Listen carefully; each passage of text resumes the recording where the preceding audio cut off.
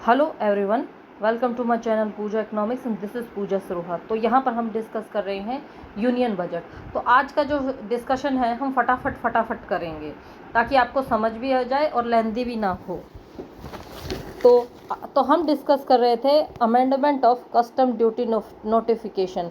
ये जो custom duty जो नोटिफिकेशन था, कुछ जो है हमारी फसलें हैं जैसे crude soybean oil, crude sunflower वगैरह, इनके ऊपर कोटा दिया जाता है।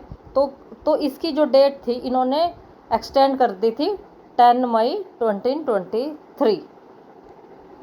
अब नेक्स्ट एक्साइज ड्यूटी नोटिफिकेशन। तो अब इसकी भी इन्होंने जो थी वो डेट कर दी गई थी। और ये जो प्रोजेक्ट था, सर्टिफिकेट था, मतलब ये जो कस्टम ड्यूटी का जो final mega power project certificate था, ये 120 मंथ से इंक्रीज करके 156 मंथ कर दिया गया था। एक्सम क्लीन एनवायरनमेंट सेस। अच्छा, एक बात बताइए आप लोग, सेस क्या होता है और ये कितना परसेंट लगता है? सेस होता है टैक्स अपॉन टैक्स, यानी कि जो टैक्स लगता है ना उसके ऊपर भी 1% का टैक्स लगता है, तो इसको हम सेस बोलते हैं।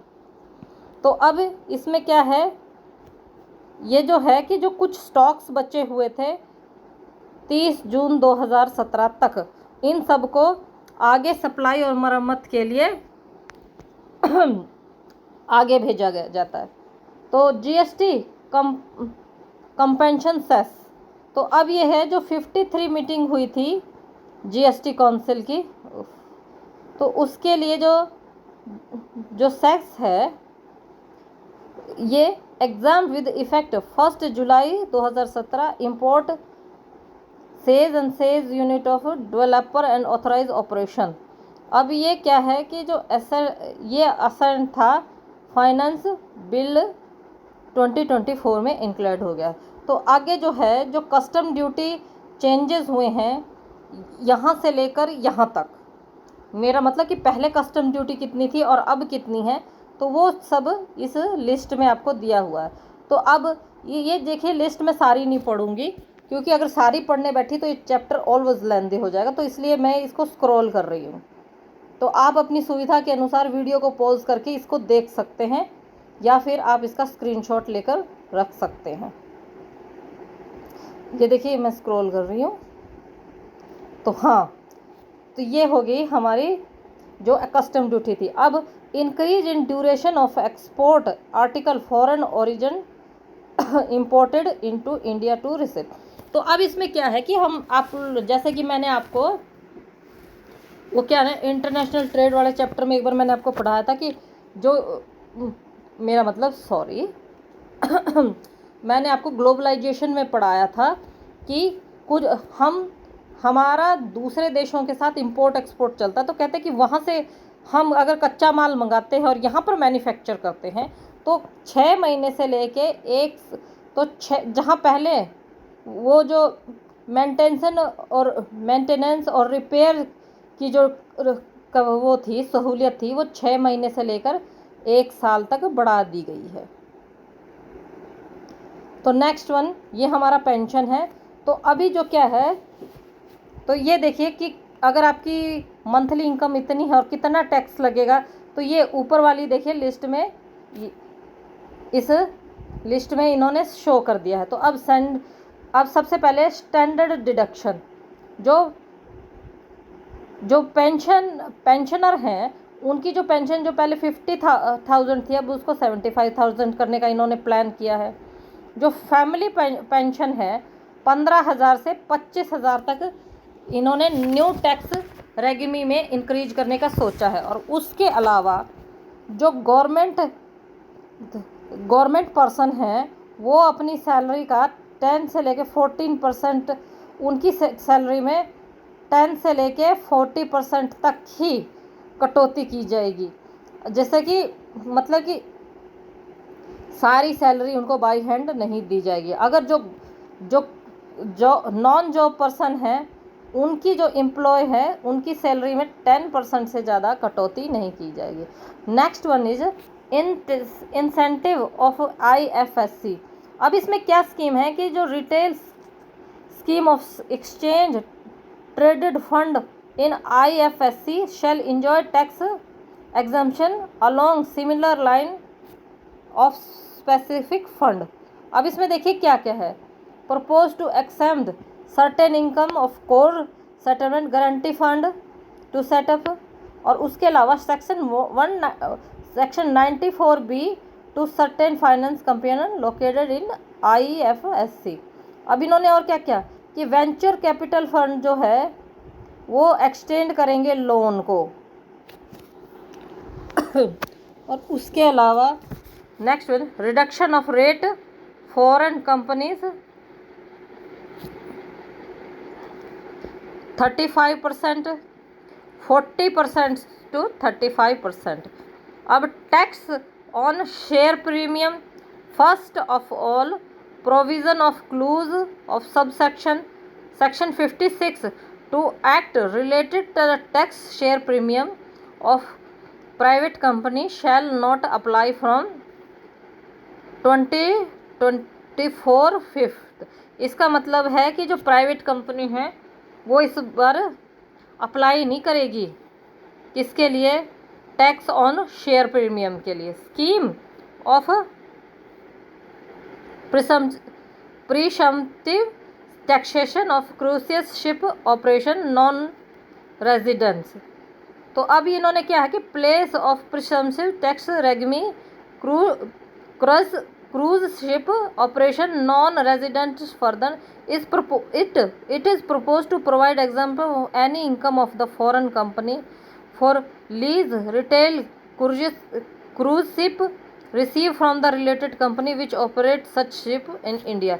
तो जाहिर सी बात है अगर दूसरे देशों से किसी तरह की चीज़ जो जहाज़ पे आती है तो जो हमारी देश की कंपनी है वो इसके साथ डील करेगी, मतलब वो देखेगी किस तरह से सब कुछ हैंडल करना है। अब introduction of block assessment scheme search and seizure case. तो अब इसमें क्या है, ये कहते हैं कि ये भी क्या है कि जो total income of the block period propose to be tax rate 60%, 60% का देखिए इसमें टैक्स लगेगा। अब reducing time limit of which assessment reassessment can be done in rationalise of the provision. तो अब इसमें देखिए क्या है कि withdraw withhold the refund up to 60 day to assessment under 245 and rationalise the time limit of appeal under the section 53। अब charitable trust आ गया, उसके अलावा सिंप्लीफिकेशन ऑफ कैपिटल गेन आ गया। इसमें क्या जो टैक्स रेट है 20% से घटाकर 15% इसमें देखिए कर दिया गया है। तो नेक्स्ट वन इज, ये फिर से एक लिस्ट आ गई है, ये क्या है, rationalise of tax deduction source. तो देखिए किसमें पहले कितना टैक्स था और अब कितना टैक्स है वो आप इसमें देखिए देख सकते हैं, चाहे तो स्क्रीनशॉट लेकर रख लीजिए। अब next one is credit on TDS and TCS। It propose to allow credit to all tax deduction और collect wide computing the amount of tax to be deduct salary income under 192। It is the propose empower, यह empower करेगा board of the को board को make rule provide credit tax collector person than other collector.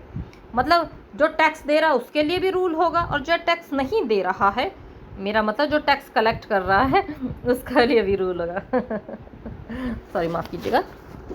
तो अब ऐसा है कि अब ये क्या है कि जो रेट ऑफ इंटरेस्ट है सिंपल 1% से, जो रेट है सिंपल तो वो 1% हो गया किससे, 1.5% से TDS अलोकेशन और एंड केस ऑफ TDS पे। अब next one is increase the limit of remuneration of working partners in a firm allow to deduction। अब ये क्या अलाउ कर रखा है कि the limit of remuneration of working partner 3 lakhs to 90% block profit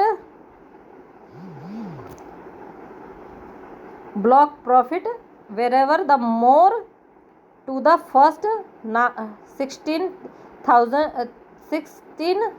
6 lakh to the book profit case of loss. अब next one, buy back of share.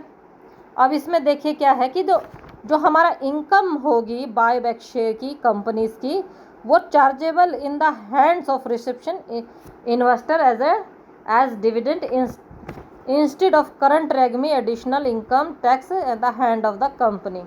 यानी कि जो सैलरी होगी आपको बाई हैंड दी जाएगी।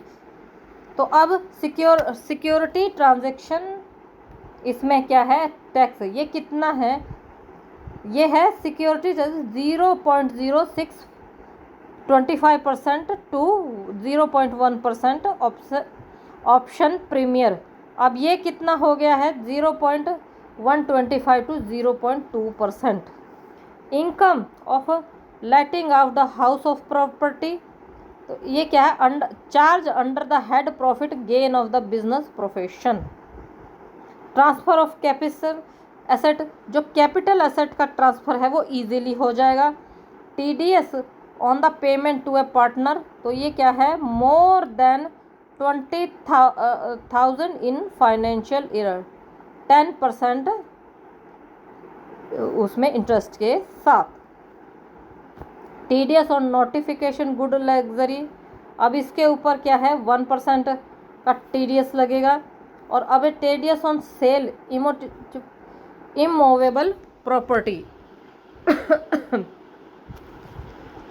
इसका मतलब ये है कि जो ट्रांजैक्शन है वो इजीली हो जाएगा।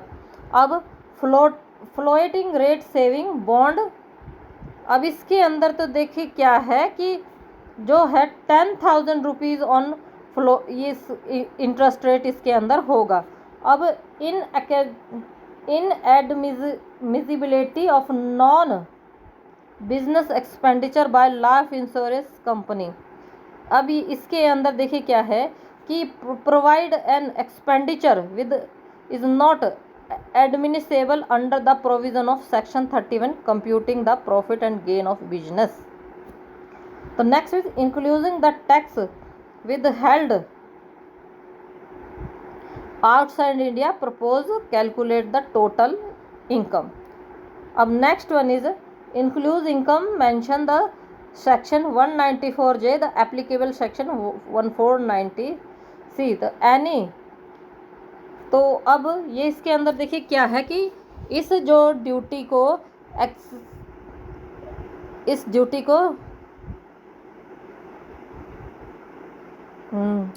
does not constitute work on the purpose of claim the statement amount of business expenditure. तो ये क्या है कि ये प्रपोज करता है बिजनेस अमाउंट को क्लेम करने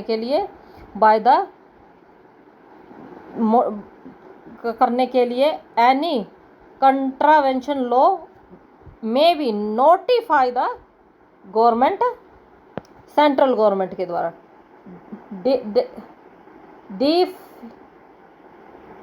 डिफाइनेशन ऑफ फेयर मार्केट वैल्यू। अब इसमें देखिए क्या है, ये 31/1/2018 से अंडर सेक्शन 55(2) एक्ट के तहत ये इसको ऐड किया जाएगा। तो इसमें क्या है कि प्रोवाइड किया जाएगा method of calculation of fair market value. अब टैक्स एडमिनिस्ट्रेशन, इंट्रोडक्शन ऑफ विवाद से विवाद स्कीम। तो देखिए मैं आपको पहले भी पढ़ा सकती हूँ तो इसलिए जल्दी जल्दी कर लेते हैं। इक्वलाइजेशन लेवी, तो अब इसके अंदर क्या है कि जो 2% of consideration receive by e commerce supply, ये 1 अगस्त 2024 यानी कि अगले महीने से ये लागू होगा। Non reporting small foreign asset penal consequence the black money act. तो अब जो ब्लैक मनी है उसमें क्या है कि जो 20 लाख से लेके ऊपर तक की संपत्ति डीपेनलाइज हो जाएगी। अब ये क्या डीक्रिमिनलाइज कर रहे हैं टैक्स को, डिडक्शन को, किस लिए, जो payment is made before the time of prescribe the filing of TDS statement. अब इसमें क्या है उसके अलावा ये प्रोवाइड करेंगे no other failure to deduct collect tax from any person shall be pass after the expiry और 6 year from the end of the financial year payment is made. यानी कि जब कहते हैं कि जो फाइनेंशियल ईयर होता है उसका जब एंड आ जाएगा तो ऐसी सिचुएशन में उस जो पेमेंट को नहीं माना जाएगा अगर टैक्स हमारा ऊपर नीचे होता है। तो enabling the processing of settlement other than those filed by the deduction the product it is propose to provide the board may make a scheme of processing such statement lower deduction collection certificate tax at source. This is the proposed allow to application lower deduction collection under the section 194 TDS and receive the good sale notification the certain person class or class of a person exempt from TDS। तो आगे इसका मतलब ये है कि जो empower करेगा government के द्वारा एम्पायर करेगा notify the person whom not no collection of tax shall made by collection of tax may be lower rate। अब next one is time limit of file collection TDS दे मतलब कि no correct statement shall be divide after expiry 6 month. ये मैंने आपको पहले भी देखिए करवा दिया है।